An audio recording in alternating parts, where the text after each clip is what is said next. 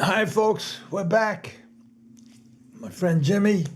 Hi, everybody. I want everybody to also know, Larry, anything that you hear, please share it with your friends. Give an email to Larry, any questions or any comments, and hit like and subscribe. And that's it. And back to you, Larry. And again, please send them questions in. Some of them are real good. Some of them I'll answer personally, and some I'll answer on this podcast, like we're going to do today. I have a couple I'm going to answer today, and then if we have time, I'll go into another story. But anyway, you got him, Jimmy. So, well, one person wrote in. They wanted to know if you ever switched horses in a thoroughbred race. no, the quick answer is no. I didn't, because at that time when I was in the thoroughbred race, in the races, half of that time I was under a good friend of mine, Alan Seawall. He was an old friend from way back, and then he got out of the harness racing business, went into the thoroughbreds. And when I was barred, he let me stay with him and used to smuggle me into the race. Well, I just got in his car, I went through the stable gate, and I eventually bought a horse with him. I raced under his name, so I never even had a license or nothing. But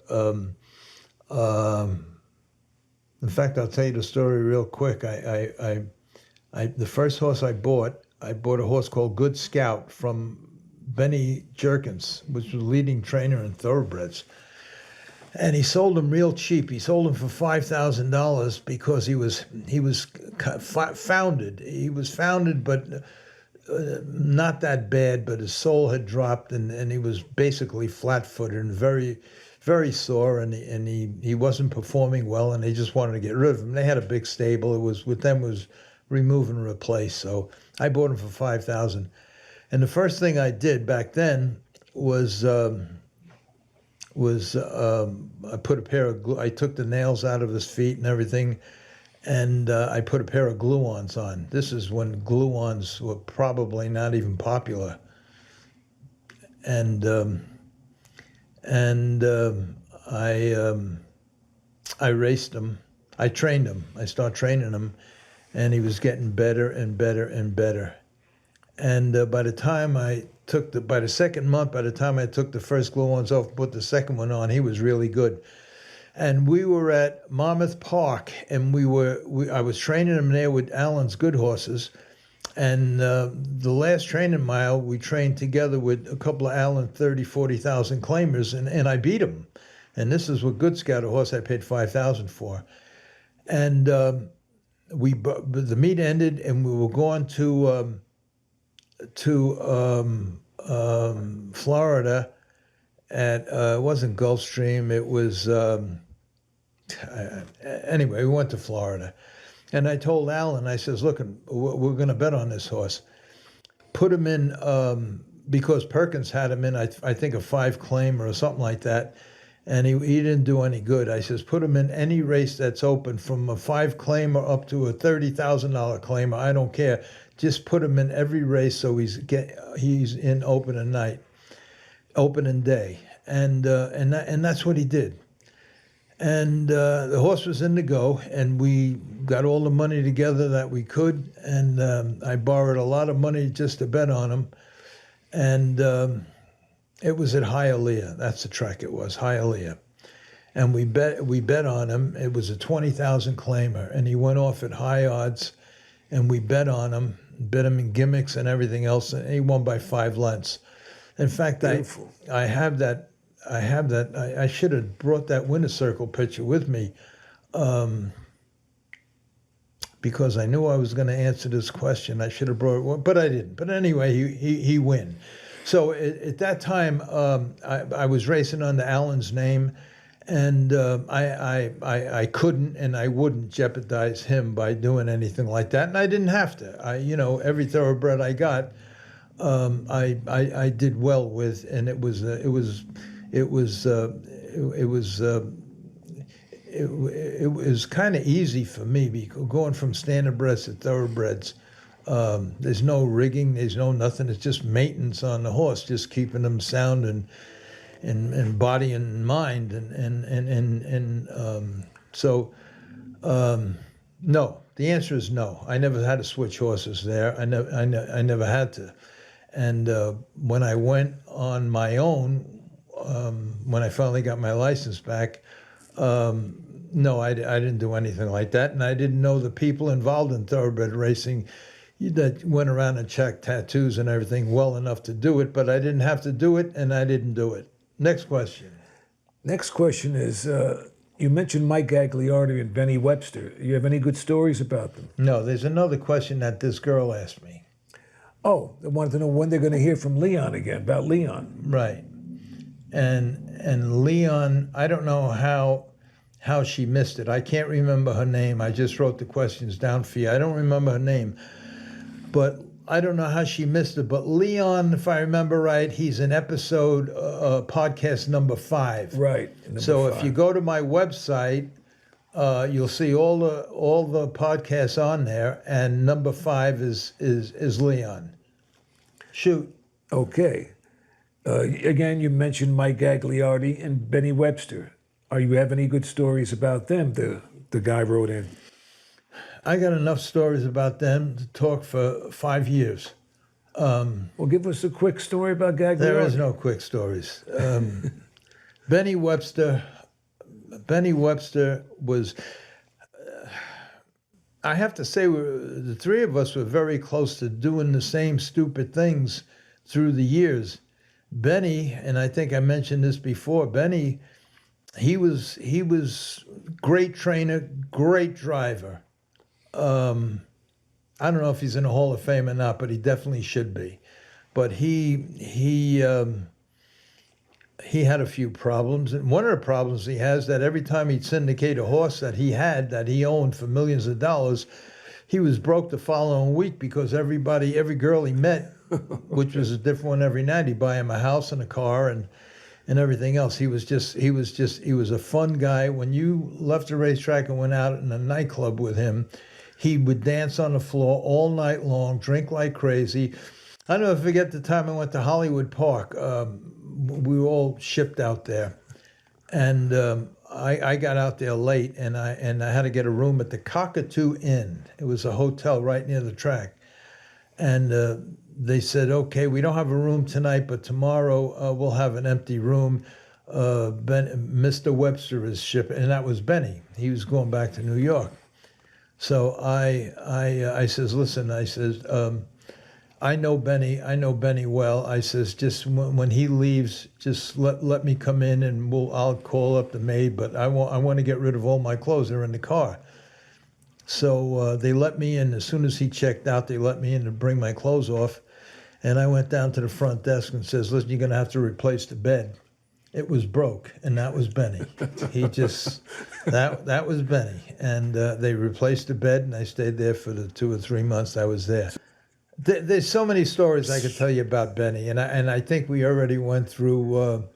There's so many. The Gagliardi was probably more interesting because Benny was just a lot of fun. Just wanted to have fun and spend money, and he didn't care. He'd go out and he just wanted to have fun, and that's where we met most of the time at nightclubs and in parties, and with him it's all girls. If he had 3 or 4 or 5 girls around him, he would want to stay for 100 years, just like that. That was Benny. Mike was more family oriented. He lived with his mother. They bought a farm from. I'll get into the mob stuff a little bit. They bought a farm from Corky Vastola, and I think that was the guy that Gotti put a hit on him because he was going to go to jail, and I believe, if I remember right, they thought he was going to rat on all of them, and they put a contract out on him. And then what was funny about that, at the same time, I heard about I that. didn't realize that was funny, Larry. Yeah. It was what I'm going to say now is funny because I didn't, before I knew of that, I had an appointment with him in Coney Island with my friend Alfred Natoli, who wrote a song, Here's to the Band. And I asked Corky. He wrote that for Sinatra. He wrote that song for Sinatra. So we were trying to get it to Sinatra. So Corky said, I can get anything to Sinatra, which he probably could. And so we went to meet him. I told Alfred come with me with the song and everything. We went to meet him, and we met him in a club in Coney Island. And he took the song and everything else. And then when it come to time to leave, it was like a hassle. He says, well, let them walk out first. Let them see where's your car and everything else. And he was like very on guard. And all I was saying is, what the hell's this guy doing? But then I found out later that there was a hit on him. And what I found out, and I should investigate this a little bit because I heard that his daughter at that time just graduated law school, and she was going to defend him in a law case. And I think she did, and I think she was successful. I think. But going back a little bit, in 1981, when I had my party at the Concord Hotel, that's when we took over the whole Concord for 3 days, a Christmas party. Corky's company, Corky himself, he was the one that videotaped that whole party. It was a 3-day affair. I had my band there, the Kenny Martell Concept. It was an 18-piece high-energy band. And Andre and Sorrell opened for them. Really? Yeah. I remember Andre and Sorrell. And it was an unbelievable night, a night that whoever was there, and there were 1,500 people there, they never forgot. And I would love to. In fact, I gotta figure this out how to get it. I'd like to get in touch with him. I heard he's still alive. He's like 93, 94 years old, and see if I can get the tape of that show. That was a 3-day extravaganza. It was unbelievable. It cost me close to $1 million, but it was well worth it. I had a ball. Okay, now Corky Vastola, he had that farm under Sammy Davis Jr.'s name. And when Mike Gagliardi, who was also friendly with Corky, because Mike knew a lot of them heavyweight people, plus Mike's sister was married to Tommy Riccardi, I think he was a Lucchese guy. Yeah, he was one of them guys that the last thing I heard, and he beat to death. He beat the guy to death with a golf club. Right. Yeah, he was. I mean, when you see him, when I seen him at the farm, he come down the steps because every morning when I'd go there, Mike's mother Pina would make me breakfast and everything else. She was real nice, and here come Tommy down the steps like he was in The Godfather with a silk robe and everything, and his hair slicked back like yours, and good-looking guy, handsome guy, real nice. You'd never think if somebody says, you see that guy, he just bashed the guy's skull in with a golf club. You see, get out of here. You're crazy. He's just a nice guy, smart, intelligent, nice guy, but somebody you don't want to mess with. But anyway, he married Mike's sister. Another funny story this is all about Mike. Because Benny was just a lot of fun and just blew through millions of dollars on girls and having fun. And he liked gambling. He liked betting on horses. And that's a whole other story with Benny and with the gambling. And anyway, so we'll get back to Mike. So now one day I go to the farm. Mike bought the farm off Sammy Davis, and it was a beautiful farm. Had maybe 30 stalls in it and a beautiful half-mile track. And they said, I go in a barn one day, and there's a hole about maybe 30, 40 feet deep. And I said, Mike, what is this for? He said, I'm putting in a swimming pool, which back then they were starting to become popular. And the hole was gigantic. It was the size of, I guess, maybe a 20 by 20 foot wide, usually whatever. They were 20 by 42 usually. Well, I'm just trying to give you the dimensions because all it was a hole in the ground about 30 feet deep. and it was, you know, it was maybe 20 by 20, whatever you call the round thing.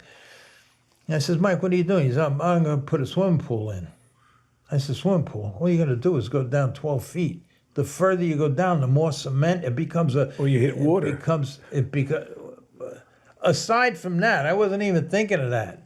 But aside from that, you the more you go down, the more pressure and everything else. And why would you go down 20 feet more than you have to? For what reason? Sounds a little shaky to me. He says, look, they're building it. I have nothing to do with it. I just told them what I wanted.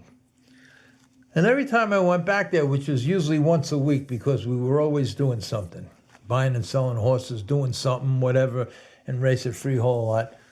And every time I go there to the pool, so one day I says, hey, taking my advice, you're filling it back in again. He says, I don't know, it's not me, it's them.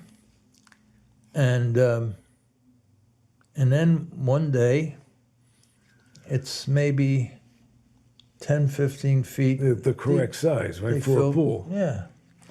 I says, that's nice. And I didn't think no more about it. And then the next time they had the pool built. A few years later, word got out the next morning that at 2 o'clock in the morning, the FBI, about 30 agents, raided the house. And they asked them all to leave. They took them into protective custody. Mike, Simone, his then girlfriend, the kid, they had a little girl, Mike's mother, the father, Joe, had died, Tommy Riccardi, and the sister. Scooped them all out. And the bottom line of that was that there was a hit out. The FBI had word through wiretaps that they were going to kill Tommy. Right during that time, the Lucchese's and the Colombos, that was the blood war in Brooklyn. It was a terrible. Everybody was killing everybody, trying to regain power, or whatever they were. Battle of supremacy. So just before that happened, maybe a year before that happened, because I jumped ahead, Mike had an owner, John Shegerian, who owned a big, very wealthy guy, owned a big print shop right near the Meadowlands. And he bought horses. In fact, at that time, he bought the highest price yearling, I think, at one of the sales, $300,000-400,000. And he made him buy the farm right next to him. And the same thing there. All of a sudden, I see these payloaders digging up and it's none of my business. I just went there for my business with Mike, and that was it. So now we're back to everybody getting arrested, everybody getting taken away because they had a wiretap that they were going to kill them, and that was that. So now we find out after that they all went into the witness protection program. Tommy Riccardi naturally got arrested, but become a government witness and just said whatever he had to say. And from that point on, he was free. He was free out. He was on a witness protection program. I haven't heard from him since, even though he did a podcast about 12 years ago explaining everything. And his thing was they were going to kill me, and I decided it wasn't really the right thing to do in the life that we live, but I decided to give myself another chance. And if I was going to die, I was going to die under the way I wanted to die, not the way I wanted to die. He said that right on a podcast. There is a podcast with him out there saying that. But then after that, they start digging up all the properties. And I don't know how many bodies they found. It was something like 13 or 18 bodies on Shegerian's farm, and I don't know how many on Mike's farm, and I don't know how many were under that pool. So it's like a bone orchard. So that's one of the stories about Mike. But Mike was the kind of guy where if good-hearted guy, good driver, good trainer, just good all around, nice guy, but a little treacherous sometimes. And if he was broke, just like everybody else, you get desperate and just who am I to talk about that? And one day he come to me and he says, I was in at Freehold. he come to me and he says, Larry, he says, I have a horse that I want to sell. I'm a bit of a jackpot. He says he's a decent horse. I want 10,000 for him. So I was doing pretty well back at that particular time, and I had an owner that would buy him, and I bought the horse, and I gave him the money, and he told me the stall number, and after the races, I went down to get the horse, and he was laying on the ground, shaking, trembling, in shock.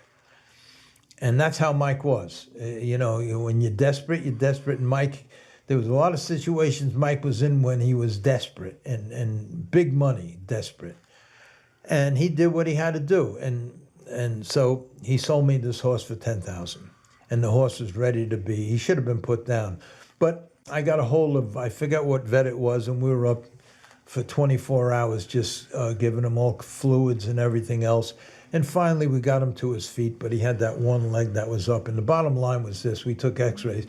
Bottom line was this, about 6 months earlier, he broke a sesamoid bone. Sesamoid bone's a little bone in the ankle where tendons and ligaments and nerves run over it. And what happened was when the bone healed, the calcium that formed to heal the bone, it was a little rough on the end and just protruded a little bit right where the nerve ran over that bone. And the horse, it was just like hitting a nerve in your tooth, 24 hours a day. And the horse wound up going into shock and everything else because he tried to train him that one day, and that's when it really, and then he was like, okay. So now to make a long story short, I get a hold of Dr. DeLeo, this poor guy, good vet, good friend. He just got out of school, and I says, Doc, you got to do me a favor. I says, we got to cut this nerve. I told him the whole story because I left Freehold, and you got to do me a favor. You got to cut this nerve here. He says, well, if we cut it higher than the ankle, then the fetlock, it's against the law. I says, I'm not going to race the horse. I want to say, I don't want to kill him. He can't live like that. It's every day he's in shock. So he agreed. He says, to make sure, because these nerves scatter like spiders all over the place, he says, we're going to have to nerve him high above the knee. In this way, for sure, you don't have to worry about it because you're not going to race him and everything else. I says, right. He cuts the nerve above the knee. Now, that's 1.5 feet higher than what's legal, which is below the ankle. So that's what we do. Now the horse is nice. He's starting to eat and everything else. But the problem was now he was feeling no pain. Now he's I think he was a 5-year-old. He's getting back, and I got him locked in a stall, a 10 by 12 stall every day, and he's starting to go crazy. So I had to take him out. The problem with taking him out is that from the knee down, it was like a wet piece of spaghetti. He would lift the leg and then it'd come down like this, and he'd continue fall and stumble. And I had to get him on the track and get some of that piss and vinegar out of him. So after he broke 2 or 3 jog carts with the grooms, I started taking him out, but I was very careful. I put a big, heavy keg shoe on him with a bunch of toe weights around his foot, and the weight made him come down straight, just from the weight. And I continued like that. Now,